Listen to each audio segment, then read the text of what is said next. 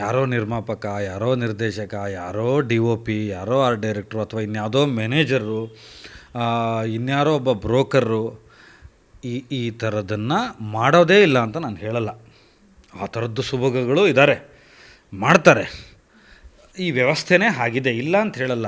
ಆದರೆ ಇಲ್ಲಿ ರಕ್ಷಣೆ ಮಾಡ್ಕೋಬೇಕಾಗಿರೋದು ಯಾರನ್ನು? ಈಗ ಒಬ್ಬನೇ ನಿರ್ಮಾಪಕ ಇದ್ದಾನೆ ಇಡೀ ಜಗತ್ತಲ್ಲಿ. ನೀವು ತಕ್ಷಣಕ್ಕೆ ರಿಯಾಕ್ಟ್ ಮಾಡಿ. ಅದಕ್ಕೆ ರಿಯಾಕ್ಟ್ ಮಾಡೋಕ್ಕಾಗಲಿಲ್ಲ, ಮುಂದಕ್ಕೆ ಹೋಗಿ ಬೇರೆ ಸಿನಿಮಾ ಮಾಡಿ. ಕಂಪ್ಲೇಂಟೇ ಮಾಡಬೇಕು ಅಂತೇನಿಲ್ಲ ಇದಕ್ಕೆ. ನೀವು ಕಂಪ್ಲೇಂಟೇ ಮಾಡಬೇಕು ಅಂತಿಲ್ಲ. ಮಹಿಳಾ ಆಯೋಗಕ್ಕೂ ಸಂಬಂಧಪಟ್ಟವ್ರಿಗೆ ಮಾಹಿತಿನೂ ಕೊಡಲ್ವಲ್ಲ ನೀವು. ಈಗ ನಿಮಗೆ ಒಬ್ಬ ನಿರ್ಮಾಪಕ ಹೀಗೆ ಮಾಡಿದ್ರೆ ನಿಮ್ಮ ಹತ್ರ ಏನೋ ಒಂದು ವಾಟ್ಸಪ್ ಚಾಟ್ ಇರ್ತದೆ, ಒಂದು ಫೋನ್ ನಂಬರ್ ಇರ್ತದೆ, ಮಾತಾಡೋದೊಂದು ಇರ್ತದೆ. ಅದನ್ನು ತಗೊಂಡು ಆಯೋಗಕ್ಕೋ, ಮಹಿಳಾ ಸೆಲ್ಗೋ, ಮಹಿಳಾ ಸ್ಪಂದನಕ್ಕೋ ಸಂಬಂಧಪಟ್ಟವ್ರಿಗೆ ಯಾರಿಗೊಬ್ಬರಿಗೆ ಕೊಡ್ಬೋದಲ್ಲ ನೀವು. ಅದಕ್ಕೆ ಅತ್ಯುಗ್ರವಾದಂಥ ಶಿಕ್ಷೆಗಳು ಇದೆಯಲ್ಲ. ಆಮೇಲೆ ನಾನು ಒಂದು ಹೇಳ್ತೀನಿ ನಮ್ಮ ಸಹೋದರಿಯರಿಗೆ, ಗೆಳತಿಯರಿಗೆ, ಅಕ್ಕ ತಂಗಿಯರಿಗೆ, ತಪ್ಪಾದಿ ಹಿಡದೆ ದೊಡ್ಡ ಮಟ್ಟದಲ್ಲಿ ಬೆಳಿಬೇಕು ಅನ್ನೋದು ಏನೂ ಇಲ್ಲ ಕಾನೂನಲ್ಲಿ. ಆ ಥರದ ಉದಾಹರಣೆಗಳು ಪಾಯಿಂಟ್ 1 ಅಷ್ಟೇ. ತುಂಬ ಕಷ್ಟಪಟ್ಟು ಪರಿಶ್ರಮಪಟ್ಟು ಬೆಳೆದಿರ್ತಕ್ಕಂಥ ಟ್ಯಾಲೆಂಟ್ಗಳಿಗೆ ಇವತ್ತು ಮನ್ನಣೆ ಸಿಕ್ಕಿರೋದು. ಇದು ಯಾವುದೋ ಒಂದು ಅನಿಷ್ಟವಾದ ಪದ್ಧತಿ. ಧೂಳು ಕೊಡೋದನ್ನು ಕೊಡ್ಕೊಂಡೋಗಿ ನಿಮ್ಮ ಮೇಲೆ ತುಂಬ ದೌರ್ಜನ್ಯ ಮಾಡಿದ್ರಾ, ಕಾಲಲ್ಲಿರೋದು ಕೈಗೆ ತೊಗೊಳ್ಳಿ ಅಷ್ಟೇ. ನೀವು ಹೆದರ್ಕೊಳ್ಳೇಬೇಡಿ, ಕಪಾಳ ಹೊಡೀರಿ ಫಸ್ಟು. ಆದರೆ ನೀವಾಗಿ ಹೋಗಿ ಆ ಜಾಲಕ್ಕೆ ಬಿದ್ದರೆ ನಿಮ್ಮನ್ನು ಕಾಪಾಡೋರು ಯಾರು? ಇದು ನನ್ನ ಮೂಲ ಪ್ರಶ್ನೆ. ಅದಕ್ಕೆ ನಾನು ಹೇಳ್ತಾ ಇದ್ದೀನಿ, ಇದು ಹ್ಯಾಂಡ್ ಇನ್ ಗ್ಲೌಸ್ ಥರ.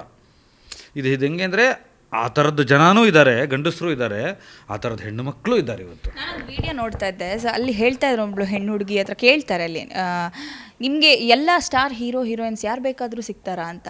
ಹೌದು, ನಾನು ಕಾಂಟ್ಯಾಕ್ಟ್ ಮಾಡಿಕೊಡ್ತೀನಿ ಅಂತ ಹೇಳಿ ಅವ್ರು ಅಂತಾರೆ.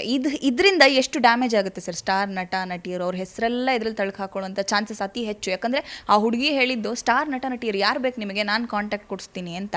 ಏನು ಹೇಳ್ತೀರಿ ಇದು ನೋಡಿದಾಗ? ಈಗ ಆ ಹುಡುಗಿ ಯಾರು ಅಂತ ನಿಮಗೆ ಗೊತ್ತಾ? ನನಗೂ ಗೊತ್ತಿಲ್ಲ. ಅದು ಯಾವುದೋ ಹುಡುಗಿ ವಿಡಿಯೋ ನಾನು ನೋಡಿದೆ, ಮುಖ ಕಾಣ್ತಾ ಇಲ್ಲ, ಅವರೇ ಹೇಳ್ತಾ ಇದ್ದಾರೆ. ನೀವು ಯಾಕೆ ಆ ಹುಡುಗಿ ಮುಖ ಹಾಕ್ತಾಯಿಲ್ಲ? ನಾನು ಯಾಕೆ ಕೇಳ್ತಾ ಇದ್ದೀನಿ ಅಂದರೆ, ಆ ಹೆಣ್ಣು ಮಗಳನ್ನು ಸಮಾಜಕ್ಕೆ ತೋರಿಸ್ಬಾರ್ದು, ಆಕೆಗೆ ತೊಂದರೆ ಆಗುತ್ತೆ ಅನ್ನುವ ವಿವೇಚನೆ ನನಗಿದೆ. ಆದರೆ ಅವರೇ ಓಪನ್ ಆಗಿ ಬಂದು ನಾನು ಇದರಲ್ಲಿದ್ದೀನಿ, ನಾನು ಯಾರನ್ನು ಬೇಕಾದರೂ ಸಂಪರ್ಕಿಸ್ಕೊಡ್ತೀನಿ, ಈ ಥರ ಯಾರು ಬೇಕಾದ್ರೂ ದಾರಿ ಹೋಗೋರು ಮಾತಾಡ್ಬೋದು. ಇದನ್ನೆಲ್ಲ ತುಂಬ ಗಂಭೀರವಾಗಿ ತೊಗೋಬೇಡಿ. ನೀವೇನು ಮಾಡಬೇಕು ಅಂಥವ್ರಿಗೆ ಅಂತಂದರೆ ಅವ್ರ ಮುಖ ಓಪನ್ ಮಾಡಿಬಿಡ್ಬೇಕು. ನಾನು ಅವ್ರನ್ನ ಸಂಪರ್ಕ ಮಾಡಿಕೊಡ್ತೀನಿ, ಇವ್ರನ್ನ ಸಂಪರ್ಕ ಮಾಡಿಕೊಡ್ತೀನಿ ಅಂತ.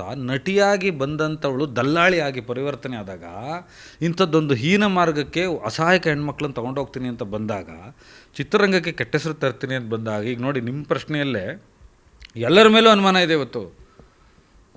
ಆದರೆ ಯಾರೂ ಪ್ರೂವ್ ಮಾಡ್ಕೊಳ್ಳೋ ಪರಿಸ್ಥಿತಿಯಲ್ಲಿ ಇಲ್ಲ ಇವತ್ತು. ಸೊ ಆ ಹೆಣ್ಮಕ್ಳು ಮುಖ ಓಪನ್ ಮಾಡಿಬಿಡಿ ಸಾಕು, ಯಾರು ಅಂತ. ಆಕೆನ ಕರೆದು ಕೂರಿಸ್ಕೊಂಬಿಟ್ಟು, ಆಯ್ತಮ್ಮ ಇದು ಯಾರು ಬರ್ತಾರೆ, ಏನು ಕತೆ ಇದು, ನಿನ್ನ ಹೆಸರು ಬಹಿರಂಗವಾಗಿ ಹೇಳ್ಬಿಡಿ. ಯಾಕೆಂದರೆ ನೀನು ಇಷ್ಟು ಓಪನಾಗಿ ಹೇಳ್ತಾ ಇದೆಯಲ್ಲ. ಈಗ ನೀವು ಸ್ಟಿಂಗ್ ಆಪ್ರೇಷನ್ ಮಾಡಿರೋದರಲ್ಲಿ ನನಗೆ ಅವ್ರು ಯಾವ ಸಿನಿಮಾ ತೆಗೆದಿದ್ದಾರೆ ಅಂತಲೂ ಗೊತ್ತಿಲ್ಲ, ಅದು ಯಾವ ಸಿನಿಮಾ ಅವ್ರದ್ದು ರಿಲೀಸ್ ಆಗಿದೆ ನನಗೆ ಅವ್ರ ಬಗ್ಗೆ ಅಂಥ ಮಾಹಿತಿನೇ ಇಲ್ಲ. ಅವ್ರದ್ದು ಈ ಹೆಣ್ಮಗಳನ್ನ ತೋರಿಸ್ಬಿಡಿ. ಇದು ಸ್ಕೇಪ್ ಗೋಟ್ ಆಗಿದ್ದರೆ, ಇದು ಬಲಿಪಶು ಆಗಿದ್ದರೆ, ಈ ಹೆಣ್ಣು ಮಗಳನ್ನು ಕೆಡುವ ಥರ ಆಗಿ ಅದೇನೋ ಅಮಾಯಕರಾಗಿದ್ದರೆ ಆಕೆಗೆ ಒಂದು ರಕ್ಷಣೆ ಕೊಡಿ. ನಾನು ಇಲ್ಲ ಅಂತ ಹೇಳ್ತಾ ಇಲ್ಲ. ನಾನು ಇರೋದೇ ಹಿಂಗೆ, ನಾನು ಬಿಸ್ನೆಸ್ಸೇ ಮಾಡೋಕ್ಕೆ ಬಂದಿದ್ದೀನಿ ಅನ್ನೋರ್ಗೆ ಯಾಕೆ ಕರುಣೆ ನಿಮ್ಮದು? ಹೇಳ್ತಾರೆ, ಸಾವಿರ ಹೇಳ್ತಾರೆ. ಅದನ್ನೇ ಹೇಳ್ತಾ ಇರೋದು ನಾನು. ಇಷ್ಟೊಂದು ಜನ ಪರಿಶ್ರಮದಿಂದ ಕಟ್ಟಿರ್ತಕ್ಕಂಥ ಒಂದು ಚಿತ್ರರಂಗ, ಇಷ್ಟು ದೊಡ್ಡ ಇಂಡಸ್ಟ್ರಿ, ಇಲ್ಲಿ ಯಾರೋ ಒಬ್ಬರು ಬಂದುಬಿಟ್ಟು ಹೀಗೆ ಎಲ್ಲರಿಗೂ ನಾನು ಇದನ್ನು ಮಾಡ್ತೀನಿ ಅಂತ ಅಂದ ತಕ್ಷಣ ಎಷ್ಟು ಜನರ ಮನಸ್ಸಿಗೆ ಅದು ಕಪ್ಪು ಬೀಳುತ್ತೆ ನೋಡಿ. ಇದನ್ನು ನಾನು ಏನಕ್ಕೆ ಇವತ್ತು ನಿಮ್ಮ ಚರ್ಚೆಗೆ ಕೂತಿದ್ದೀನಿ, ನಿಮಗೆ ಮಾತಾಡ್ತಾ ಇದ್ದೀನಿ ಅಂತಂದರೆ, ಇದು ವರ್ಷಕ್ಕೊಂದು ಸಲ ಬರುತ್ತೆ ಹಿಂಗೆ. ನಾನು ಇದುವರೆಗೂ ಕೇಳ್ತಾ ಇರೋದು, ಅದು ಯಾರಿಂದನಾದರೂ ಆಗಲಿ, ಅವನು ಎಂಥ ದೊಣ್ಣೆ ನಾಯಕನಾಗಿರಲಿ, ಅವನು ಎಂಥ ದೊಡ್ಡ ಅವನು ಮಾನ್ಯ ಅವನು ದೊಡ್ಡ ಮನುಷ್ಯ ಆಗಿರಲಿ, ಹೆಸರು ಹೇಳಿ ತಾಯಿ ಅಂತೀನಿ ಹೆಣ್ಮಕ್ಳಿಗೆ. ಹೆಸರು ಹೇಳಿ, ಮಾತನಾಡಿ. ಯಾರಾದರೂ ಒಬ್ಬರು ಬೆಕ್ಕಿಗೆ ಗಂಟೆ ಕಟ್ಟಬೇಕಲ್ಲ. ಕಾಸ್ಟಿಂಗ್ ಕೌಚ್ ಆಯ್ತಂತೆ, ಅದಾಯ್ತಂತೆ, ಇದಾಯ್ತು, ಎಲ್ಲಾಯಿತು, ಯಾರಿಗಾಯ್ತು, ಯಾಕಾಯಿತು, ಏನು ನಡೀತಾ ಇದೆ? ಇದು ಒಂದೇ 4 ಬೆರಳುಗಳ ಚಿಟಿಕೆನ ಅಥವಾ 2 ಕೈನ ಚಪ್ಪಾಳೆನ, ಇದು ಮೊದಲು ನಿರ್ಧಾರ ಆಗಬೇಕು. ಆಮೇಲೆ ಇದಕ್ಕೆ ಉತ್ತರ ಸಿಗುತ್ತೆ. ಈಗ ನಮ್ಮ ಜೊತೆನೂ ಹೆಣ್ಮಕ್ಳು ಕೆಲಸ ಮಾಡ್ತಾಯಿದ್ದಾರೆ, ಎಷ್ಟೋ ಸೆಟ್ಗಳಲ್ಲಿ ಕೆಲಸ ಮಾಡ್ತಾರೆ. ಈ ಥರದ್ದು ಕೇಳೇ ಇಲ್ಲಪ್ಪ. ಈ ಥರದ್ದು ನಮಗೆ ಕಾಣ ಸಿಗೋದೇ ಇಲ್ಲ. ಇದು ಯಾಕೆ ಅಲ್ಲಲ್ಲಿ ನಡೀತಾ ಇದೆ ಅಂತಂದರೆ, ಇವ್ರು ಯಾರೂ ನಿಜವಾಗ್ಲೂ ಸಿನಿಮಾದವರಲ್ಲ. ಇವರಿಗೆ ಕಲಾ ಸರಸ್ವತಿ ಬಗ್ಗೆ ಗೌರವ ಇರಲ್ಲ. ಇವರು ಸಿನಿಮಾದಲ್ಲಿ ಸಾಧನೆ ಮಾಡಬೇಕು ಅಂತ ಬಂದಿರಲ್ಲ. ಹಚ್ಚುವ ಮೇಕಪ್ ಬಗ್ಗೆ ಇವ್ರಿಗೆ ಗೌರವ ಇರಲ್ಲ. ಇವರು ಸಾಧನೆ ಏಣಿಲೂ ಇರಲ್ಲ, ಮೆಟ್ಲಲ್ಲೂ ಇರಲ್ಲ. ಇವ್ರು ಈ ಥರದ್ದು ಏನೋ ಮಾಡಿ ತಾತ್ಕಾಲಿಕವಾಗಿ ಒಂದು ಹಣನೋ ಇನ್ನೇನೋ ಮಾಡಿಕೊಂಡು ಹಾಳಾಗೋಕ್ಕೆ, ಸರ್ವನಾಶ ಆಗೋಕ್ಕೆ ಬಂದಿರೋರು ಇರ್ತಾರೆ, ಗಂಡಸರಾಗಲಿ ಹೆಂಗಸರಾಗಲಿ. ನೀವು ಅವ್ರನ್ನ ಏನು ಕಾಪಾಡ್ತೀರಾ? ಅದಕ್ಕೆ ನಾನು ಮಾತಾಡ್ತಾ ಇದ್ದೀನಿ. ಇದು ಅವೇರ್ನೆಸ್ ಏನಂದರೆ, ಇಷ್ಟೆಲ್ಲ ಪ್ರೋಗ್ರಾಮ್ ಇದೆ, ಏನು ಬೇಡ, ಭೂಮಿಕಾ ಅವ್ರ ನಂಬರ್ ಇಟ್ಕೊಳ್ಳಿ. ನಿಮ್ಗೇನಾದ್ರು ತೊಂದರೆ ಆದರೆ ಭೂಮಿಕಂಗೆ ಫೋನ್ ಮಾಡಿದ್ರೇ ಇದು ರಣಚಂಡಿ ಥರ ಬಂದು ನಿಮ್ಗೆ ಸಹಾಯ ಮಾಡ್ತದೆ. ಯಾರೋ ಇನ್ನಿಲ್ಲ, ನಿಜವಾಗ್ಲೂ ಹೇಳ್ಬೇಕಂದ್ರೆ ಇವತ್ತು ಪತ್ರಕರ್ತರೆಲ್ಲ ಸಂಪಾದಕರಾಗಿದ್ದಾರೆ, ದೊಡ್ಡ ದೊಡ್ಡ ಸ್ಥಾನಕ್ಕೆ ಹೋಗ್ತಾ ಇದ್ದಾರೆ. ರೋಹಿಣಿ ಸಿಂಧೂರ್ ಇದ್ದಾರೆ, ರೂಪಾ ಮುದ್ಗಲ್ ನಿಮ್ಮಂಥ ಹೆಣ್ಮಕ್ಳಿದ್ದೀರಾ. ಆ ಹೆಣ್ಮಕ್ಳಿಗೆ ಒಂದು ಫೋನ್ ಮಾಡಿ, ಫೋನ್ ನಂಬರ್ ಇಟ್ಕೊಂಡು ಈ ಥರ ನನಗೆ ಇದು ಮಾಡ್ತಿದ್ದಾರೆ ಅಂತ ನೀವು ಹೋಗಿ ಸಹಾಯ ಮಾಡಲ್ವೇನ್ರಿ? ಸರಳವಾದ ಜೀವನ ಉತ್ತರ ಸಿಕ್ಕಿದೆ.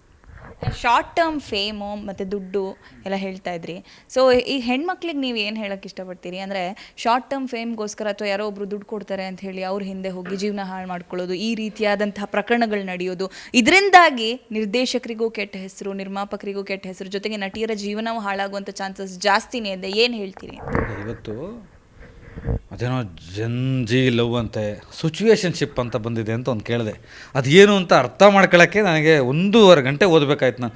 ಸಿಚುವೇಶನ್ಶಿಪ್ಪ ಅಂತ ಅದೇನು. ಇವತ್ತು ಎಲ್ಲವೂ ಆಧುನೀಕರಣಕ್ಕೆ ಹೋಗ್ಬಿಟ್ಟು ತನ್ನನ್ನು ತಾನು ಮರೆತುಕೊಳ್ತಿರ್ತಕ್ಕಂಥ ತನ್ನ ಅಸ್ಮಿತೆಗಳೇ ಇಲ್ಲದಂಥ ಕಾಲ ಇದು. ಗಂಡಸರಿಗೆ ಹೆಂಗಸರಿಗೆ, ನನಗೆ ನಿಮಗೆ ಎಲ್ರಿಗೂ ಅಪ್ಲೈ ಆಗುವಂತಹ, ಇದು ಎಲ್ಲರ ಅನುಭೂತಿಗೂ ಬರುವಂಥ ವಿಷಯ ಏನು ಅಂದರೆ, ತಾತ್ಕಾಲಿಕವಾದಂಥ ಒಂದು ಜೀವನಕ್ಕೋಸ್ಕರ ನಾವು ತುಂಬ ದೊಡ್ಡದನ್ನು ಬಿಡಬೇಕಾಗತ್ತೆ.